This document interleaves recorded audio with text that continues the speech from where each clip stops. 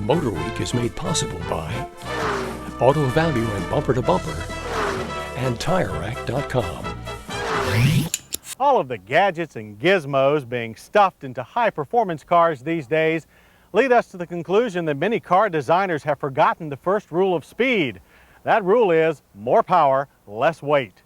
The great American muscle cars of the 60s and 70s are good examples of this basic principle. And now one of them is back. Well, sort of. This is the 1992 Plymouth Duster. Like the first Duster, it uses the combination of a rather mundane platform, in this case the Sundance Econobox, and a hot engine to produce inexpensive excitement. But can this new Duster really match the thrills of the original? The Plymouth Sundance was introduced in the 1987 model year as a mid-price compact hatchback. Later, when the Plymouth Horizon ceased production, the inexpensive Sundance America was launched.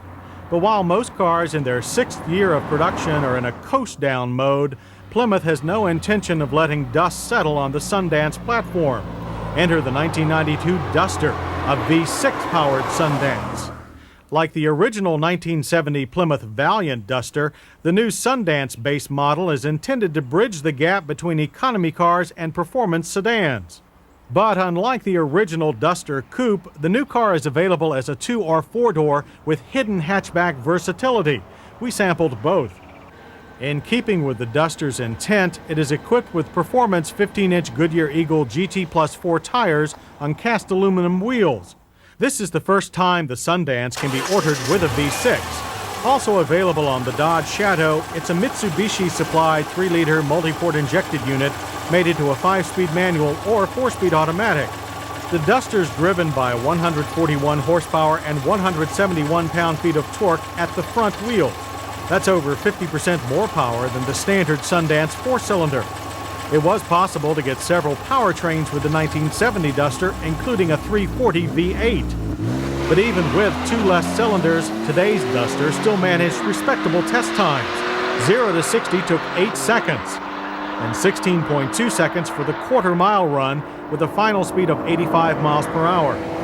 Stealing some of the fun is the Duster's shifter with its long throws and the on-off feel of the clutch. At 2,718 pounds, the Duster is an enjoyable, tossable car through the slalom. Turn-ins produce moderate amounts of initial push, and then the car becomes nearly neutral. The rear remains surprisingly obedient, and body roll is moderate. Steering was responsive, but was lacking in good feedback to the driver. Still, it is the best handling Sundance ever. Brakes consist of power-assisted disc in the front and drums in the rear. A 60-to-0 stop took a long average distance of 137 feet. Pedal effort is high, and while the first few stops were straight, the fronts became sensitive to lockup as the brakes heated up.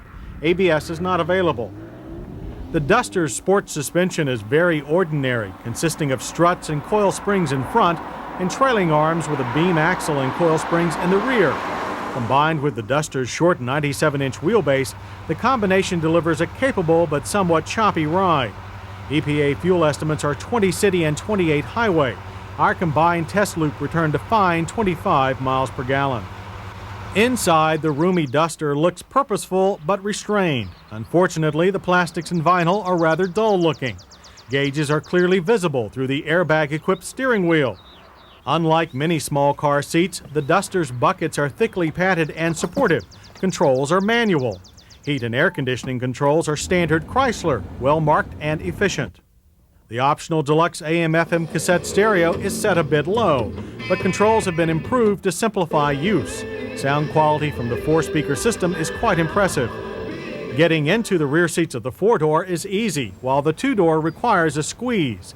Headroom is good, seats are comfortable, but legroom is tight.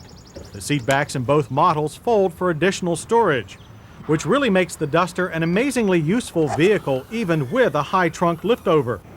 The base price for a Plymouth Sundance Duster is only $9,849, not much for V6 performance. Our as-tested price was still modest at $11,594. For the record, a 1970 Duster rolled off the showroom floor at $2,172. Whether it's the sticker price of the original Duster or the teeth-gnashing, neck-snapping thrills of its 343 speed, nothing compares to yesteryear's faded memories. But then the 1992 Duster is not intended to be a trip down memory lane. Rather, it's an answer to contemporary needs, economical, basic transportation, but with personality and a snappy motor. Come to think of it, not much has changed in 22 years.